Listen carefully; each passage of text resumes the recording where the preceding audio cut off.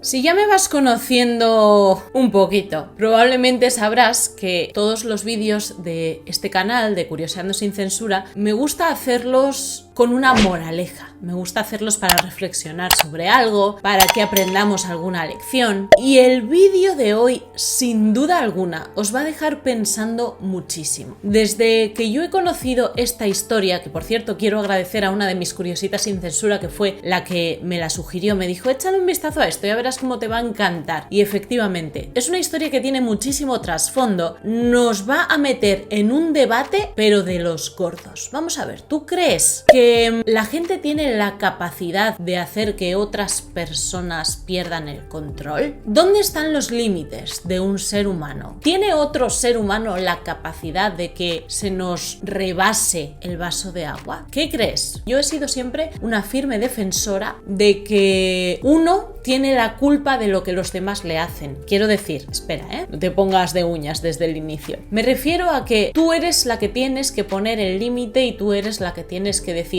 hasta aquí. Si tú no permites a los demás llegar hasta ciertos puntos, los demás nunca van a poder llegar hasta ciertos puntos. Pero si lo vas permitiendo, pues la otra persona es una persona, pues entonces cada vez va a pasarte más y más por encima. Pero después de leer esta historia, la verdad es que empiezo a cuestionarme un poquito mi pensamiento. En vez de seguir haciendo conjeturas, ¿qué te parece si empezamos?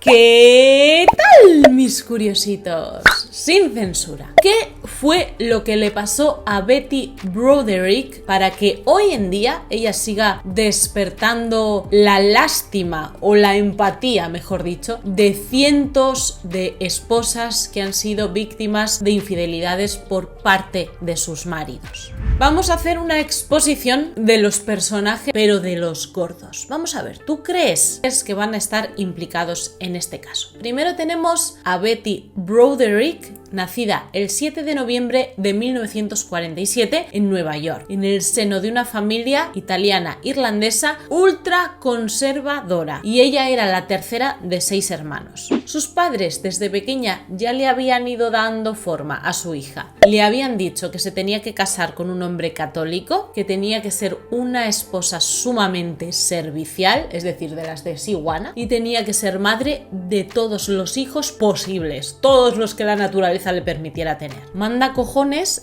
vaya cosa van a enseñarle unos padres a su hija. O sea, menos mal que hoy en día las cosas han cambiado, pero mucha gente sigue siendo así y es un verdadero asco. Después tenemos por otro lado a Daniel T. Broderick III, que era 3 años mayor que Betty y que era hijo también de una familia supercatólica de Pensilvania y era el mayor de 9 hermanos. Por tanto, como estás pudiendo ver, estos padres querían que con sus hijos se repitiera la misma historia, porque fijaos, vienen de familias súper grandes en las que la mujer prácticamente a lo único a lo que se dedica en la vida es a parir, y querían que con sus hijos se repitiera la misma historia. Daniel y Betty se conocieron en 1965, cuando ambos acudieron acompañando a amigos a una fiesta en la Universidad de Indiana. Betty todavía vivía con sus padres y estaba estudiando en un colegio de monjas del Bronx. Era una niñita de estas más bien timidita, que no sabía cómo funcionaba la vida. Sin embargo, él estaba en el último año de medicina y aunque parecía muy nerd, ¿no? Porque llevaba estas típicas gafitas de pasta negra y siempre iba con una libretita y tal, en realidad detrás de él se escondía una persona muy feroz. Era como un lobo bien disfrazadito de oveja. Daniel le contó a Betty cuando se conocieron en la fiesta que se quería mudar a Nueva York para seguir estudiando, y empezó a escribirle cartas a casa de sus padres cuando se mudó y se tuvieron que separar. Es como que mantenían una amistad por correspondencia, pero esta amistad se terminó tornando en algo más. A ella le deslumbraba el hecho de que él quisiera seguir escalando socialmente, ¿no? Que quisiera seguir estudiando y que cada vez se mudara a una ciudad más prestigiosa, más de moda. Ella eso era como, oh Dios mío, es un súper príncipe. Así fueron pasando los años y entre cartita y cartita pues decidieron decidieron que se iban a casar. Esto sucedió el 12 de abril de 1969 en Nueva York. Y cuando se marcharon de luna de miel decidieron irse al Caribe. Mal sitio, ¿sabes? Allí Betty se quedó embarazada porque para ambos el tema de los anticonceptivos era cosa del demonio, como poco, o sea, fíjate, ultra mega conservadores. Vete a hablarles tú a estos de que se pongan un condón o de que tomen píldoras o el DIU o lo que sea. Bah. Cuando volvieron a casa, a pesar de que la luna de miel había sido espectacular y había sido miel sobre hojuelas, valga la redundancia, las cosas cambiaron un poquito de tono. Daniel le dijo que él lo que esperaba de ella era que fuera una ama de casa con la pata quebrada, para que tú me entiendas, ¿no? Que se quedara en casa, que no podía salir de casa, que tenía que tener la casa impoluta, que tenía que hacer toditas las tareas, tenerle los calzoncillos lavados y planchados, que se tenía que ocupar de sus hijos cuando los tuvieran, etc. Y Betty, que no esperaba para sí misma ese tipo de vida, porque a pesar de que sus padres le habían dicho que ya tenía que ser una ama de casa abnegada y una esposa servicial, etc., ella pensaba que como Daniel era tan ambicioso y era tan abierto y tal, pues que iba a tener una vida un poco más divertida, ¿no? Sin embargo, se dio cuenta de que las cosas no eran así y decidió que quería dejarle. Pero cuando se dio cuenta de que estaba embarazada, porque en la luna de miel habían estado todo el día haciendo el delicioso, no se atrevió a dar el paso. Su primera hija, llamada Kimberly, sí, como la Kardashian, nació en enero de 1970. Y en pocos meses, Betty, cumpliendo los preceptos de sus padres, volvía a estar de nuevo embarazada. Justo en esa época, el señor Daniel dijo que quería cambiar de carrera. Ya había estudiado medicina y ahora dice que quería meterse por derecho. Iba a irse a Harvard a estudiar derecho. Pero ¿qué pasaba? Que como él todavía no había encontrado trabajo de médico y estaban un poco luchando, digámoslo así, con la economía, tenían 2 hijas además, le dijo a su esposa: mira, Betty, te vas a ocupar tú no solo de las hijas, no solo de la casa, te vas a ocupar tú también de las finanzas. Tienes que ser la proveedora, no solo de los gastos comunes, sino me tienes que pagar también la carrera de derecho, porque de esta forma tú vas a conseguir que yo escale muchísimo más y cuando sea abogado y además médico, pues yo te voy a devolver todo lo que tú has hecho por mí. Vas a vivir en una casa lujosa, en fin, que la convenció. Y la señora, como no tenía suficiente con ser ama de casa y madre de 2 hijas, se puso a trabajar vendiendo productos Avon y haciendo reuniones de Tupperware. Y Betty, como era una persona sumamente sociable, divertida, que se llevaba bien con todo el mundo, pues consiguió que muchas vecinas acudieran a sus reuniones, le tuvieran muchísima confianza y efectivamente pudo pagarle la carrera a su esposo. Que no tiene jeta ni nada el Daniel. 2 años después de que naciera su segunda hija, llamada Lee, que no te lo he dicho por cierto, Daniel fue contratado en una empresa de San Diego. Así que toda la familia se mudó a La Joya, que es una comunidad costera de grandes casas frente al mar y campos de golf. Un sitio de estos que le gusta mucho a Donald Trump y a Melania, pues así, parecido. Daniel escaló tantísimo en la empresa y la gente se dio cuenta de que era tan vivo y tan trabajador que al final ganó tanto dinero que pudo montar su propia firma en 1978. Dan estaba escalando en la escena social, como puedes ver, y también en la escena laboral. Sin embargo, Betty lo único que hacía era descender. Es decir, cuanto más poderoso se hacía su esposo, menos valor tenía ella. Betty se ocupaba 24/7 de sus hijas. Pero es que para colmo, en 1973 tuvo un tercer hijo, que, para desgracia, falleció 2 días después de nacido. Luego se quedó embarazada de nuevo, pero Betty estaba tan destrozada por el fallecimiento de su tercer hijo que decidió interrumpir el embarazo. Decidió que no estaba lista para tener otro bebé y quizás volver a pasar por la misma experiencia traumática anterior. Pero pasaron 3 años desde el fallecimiento de su tercer hijito y esta vez sí, Betty le dio una oportunidad a su embarazo y así nació el cuarto hijo, diríamos, Daniel. Y Red nació en 1979. O sea, ya tenemos una familia de 6 miembros. Daniel, Betty, las 2 hijas y los 2 hijos varones. A estas alturas de la película, Daniel, Betty y sus 4 hijos ya eran de la alta sociedad. Viajaban, tenían autos lujosos, barcos, tenían una casa de esquí en Colorado, se vestían con ropa cara, pero ¿sabéis lo que les faltaba? Felicidad y armonía, porque esta familia estaba completamente desestructurada. Llegó 1983 y la grieta se hizo todavía más grande grande, es decir, ya aquí fue cuando se partió toda la estructura, porque Dan contrató a Linda Kolkena, una ex azafata de vuelo de 22 años que metió en el puesto de su secretaria personal cuando la gente estaba perfectamente viendo que la muchacha no estaba en absoluto capacitada para el puesto. No tenía ni puñetera idea de cómo tenía que realizar sus funciones, pero es que Dan no la había contratado precisamente porque fuera buena trabajadora, sino que la había contratado porque estaba más buena que el pan. Después de que entró en escena Linda Kolkena, Betty comenzó a obsesionarse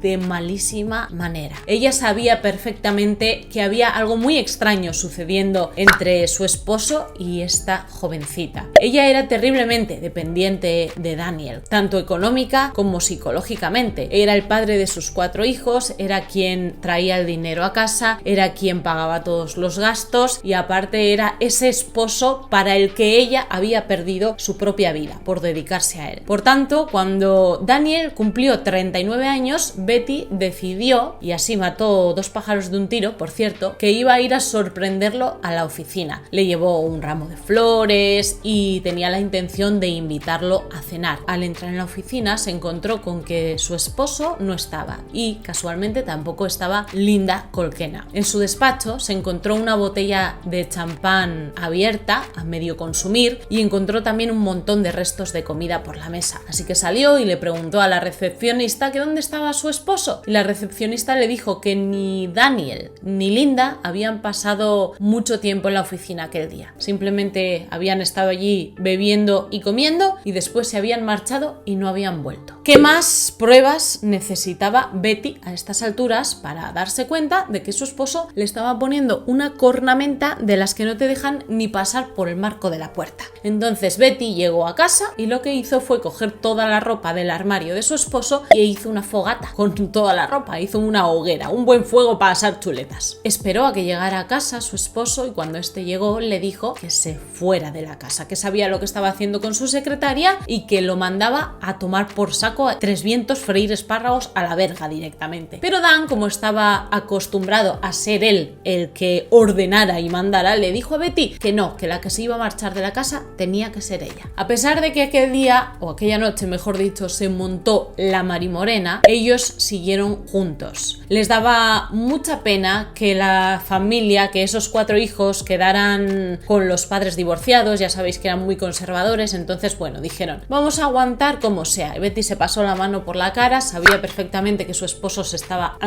haciendo de todas las cochimrerías con su secretaria, pero intentó aguantar por el bien de sus 4 hijos, hasta que llegó 1984, cuando la familia se tuvo que mudar a una casa de alquiler porque en su mansión de La Joya había salido una grieta inmensa y tenían que venir los especialistas a taparla porque había riesgo de derrumbe. Llevaban 5 meses en la casa de alquiler, anda que no tardaban ni nada los obreros en reparar la grieta, cuando de repente Dan dijo que ya no aguantaba más y que se iba a marchar a su casa a ver qué carajos pasaba con la obra, que ya llevaba mucho tiempo y que esto no podía ser, y se iba a marchar solo. Dijo que Betty y los 4 hijos se quedaran en la casa de alquiler por si acaso estaba muy mala la mansión, pues que solamente estuviera él y fuera más fácil trasladarse y todo esto. Una mentira gorda como mi culo. Obviamente Betty sabía para lo que se iba Dan y sabía perfectamente que no iba a mudarse de nuevo a la mansión suya, sino que probablemente alquilaría un apartamento o compraría otra casa o lo que sea. Lo que quería era librarse de ella y ella lo sabía. Así que cansada de ocuparse de 4 hijos sola, 4 hijos pequeños encima, le fue llevando uno a uno a la puerta de la casa a Dan, como escarmiento, ¿no? En plan, no puedo con ellos, ahí tienes uno, ahí tienes otro, ahí tienes otro, ahí tienes otro. Ella estaba ya prácticamente loca, porque le estaba haciendo un gaslighting que te cagas el señor Dan.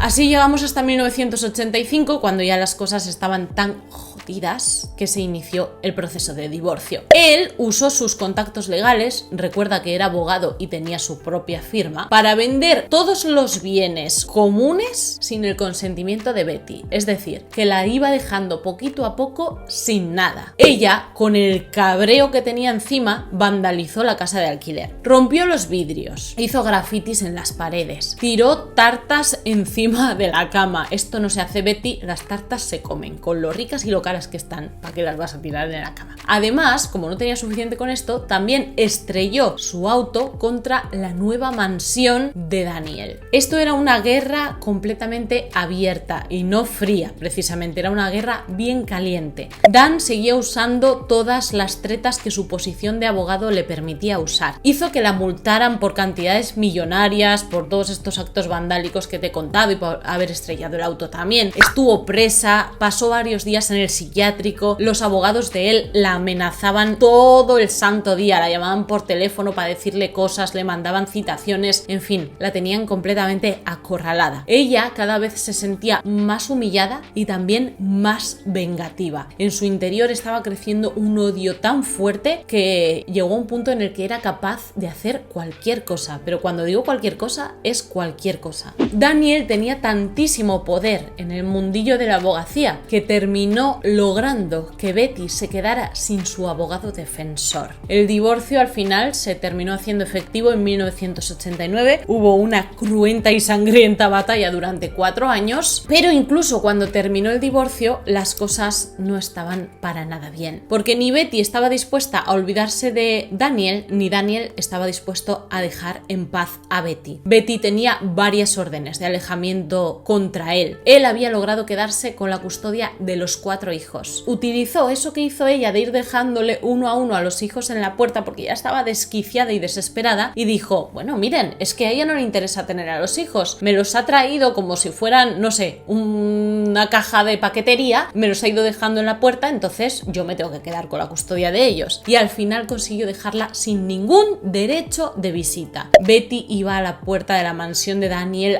la aporreaba, gritaba, lloraba, se raspaba las rodillas tirándose en el suelo pidiéndole que la dejara ver a sus hijos, pero Daniel no se lo permitía. Para intentar compensarla de alguna manera y seguir, de hecho, teniéndola agarrada por allí abajo y para que ella siguiera siendo dependiente de él, Daniel le compró una casa también en la zona de La Joya a Betty, incluso le dio $9,000 de pensión mensuales. Pero esto no iba a hacer que Betty se tranquilizara, porque ella realmente lo que quería era poder tener a sus hijos. Así que comenzó a dejarle mensajes amenazantes en el contestador. Sin embargo, él pensaba que ella nunca podría llegar más allá porque él bien sabía que era la gallina de los huevos de oro para ella, era el que estaba costeando toda su vida. El 22 de abril de 1989, es decir, apenas 4 meses después de que se hizo efectivo el divorcio con Betty, Dan se casó con su secretaria Linda Colquena. Linda le dijo que para la ceremonia por favor usara un chaleco antibalas porque tenía muchísimo miedo de que apareciera Betty y se liara allí a hacer carnicería, pero Dan le dijo que con contratar unos cuantos escoltas era más que suficiente. Betty no apareció por la fiesta en ningún momento y al final pudieron tener una boda relativamente tranquila, pero llegó el 5 de noviembre y Betty se presentó en la mansión que compartían Dan y su segunda esposa, Linda Colquena. ¿Cómo entró a la mansión? Pues lo logró tras robarle las llaves a su hija mayor, Kimberly. Subió a la habitación principal, se paró al lado de la cama y vació su revólver, alcanzando a Linda en el pecho y en el cuello y a Dan en la espalda. Ella falleció en el acto, pero Dan tardó en morir. Intentó incluso llamar a la policía por teléfono, pero Betty se acercó hasta el teléfono que estaba colgado en la pared y lo arrancó de cuajo y lo dejó que allí falleciera. Tenían 44 y 28 años, respectivamente. El día antes, Betty se había enfurecido hasta un límite insospechado. Había llegado su punto de quiebre, digámoslo así, porque había recibido varios documentos legales de los abogados de Dan que la estaban amenazando con cargarla criminalmente, es decir, con enviarla a la cárcel, si no dejaba de llamarlo y de dejarle en el contestador mensajes obscenos. Betty llegó a un punto en el que pensó, ¿me quieres mandar a la cárcel? Pues me vas a mandar a la cárcel con una buena causa y no por algo que realmente no he hecho y que tú te estás inventando, sino por algo que voy a hacer yo. Y entonces decidió tomar el control de la situación y cometió semejante crimen. Cuando llegó a la corte, Betty confesó que no recordaba haber disparado el arma. Tú fíjate el estado de enajenación mental que llevaría. Dijo que solo había ido a la mansión para hablar con ellos, para entablar una buena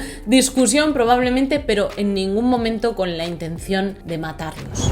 Betty había hecho todo lo que Dan quería en la vida. Y él, sin embargo, la dejó por una mujer mucho más joven y mucho más fácil que ella, obviamente, porque era una jovencita que le daba lo mismo lo que fuera. Quería quitarse de en medio a su esposa, que para él era una absoluta carga. Era como estas personas que dicen, tú tienes que hacer lo que yo te diga, y tú dices, vale, y entonces ya no le gusta, es como, qué asco, está haciendo lo que yo le digo, me voy a buscar otra. Pues un tipo así de tío. Se llevó a sus 4 hijos, vendió sus propiedades, usó sus conexiones legales para quitarle todos sus bienes, para arrancarle su dignidad y para convertirla en la ex esposa loca, porque al final a todo el mundo le decía que ella estaba completamente loca, cuando en realidad es él el que la volvió loca. Muchas mujeres de Estados Unidos, cuando se estuvo celebrando el juicio, le enviaron cartas y mensajes de apoyo, diciéndoles que obviamente no les parecía bien el punto hasta el que había llegado, ¿no? Pero sin embargo entendían perfectamente lo que ella había estado sintiendo y lo que ella había estado experimentando con ese esposo que en realidad la estaba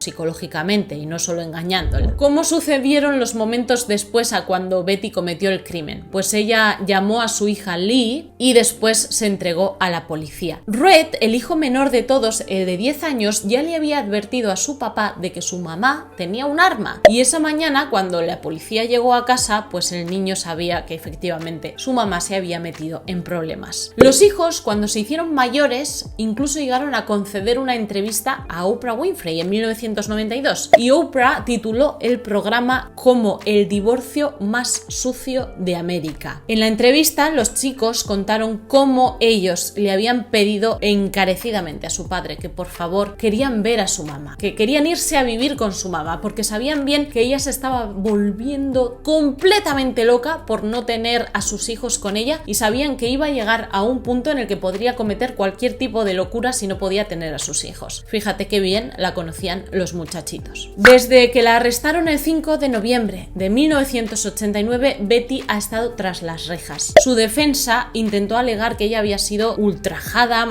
psicológicamente. Sin embargo, bueno, la verdad es que el juez no puso mucho de su parte, no quiso entender, y el primer juicio de hecho quedó nulo porque el jurado no podía ponerse de acuerdo. 2 años después, en 1991, ya se celebró el juicio que terminó dando una sentencia y fueron 32 años de cárcel o cadena perpetua. Era de estas condenas revisables. Después de que ella escuchó el veredicto, Betty dijo, permíteme que te lea: hubiera tenido mi casa, mis hijos, yo todavía estaría usando una talla 6. Nunca he tenido un trastorno emocional o una enfermedad mental, excepto cuando él me los provocó. Mis arrebatos emocionales fueron solo una respuesta a su forma de ser, calculadora, odiosa, durante nuestro divorcio. Me estaba diciendo a mí y a todos los demás que estaba loca. ¿Cuánto tiempo puedes vivir así? Él era muy ambicioso, inteligente, divertido, y yo soy esas 3 cosas. Ambos queríamos lo mismo en el futuro, pero Dan me prometió la luna, me pidió que me casara con él todos los días durante 3 años y al final me robó toda la vida. Este fue un acto desesperado de autodefensa. Me enloquece la gente que los llama víctimas. Mis hijos y yo fuimos las víctimas. Hay 2 personas muertas, pero hay 5 víctimas. Increíblemente duras sus palabras, porque efectivamente Betty llegó al punto en el que se dio cuenta de que la única forma de hacer que su esposo parara era precisamente quitándole la vida. En 2010 intentaron sus abogados obtener la libertad condicional para ella, pero el juez no aceptó. Hasta el año 2032 no volverá a ser revisable su sentencia y hoy en día ya tiene 73 años, así que es bastante probable que Betty fallezca en la cárcel y que no vuelva a ver la luz del sol. Su caso fue tan increíblemente polémico que se ha llevado incluso varias veces a la pequeña pantalla. De hecho, puedes incluso verlo en Netflix, en una especie de miniserie, y es brutal, de verdad te lo digo, que si no te pilla en un buen estado psicológico y emocional, mejor que no lo veas, porque es que incluso te hace sentir angustia a ti, que es que estás viéndolo desde fuera, pero te pone fatal el corazón.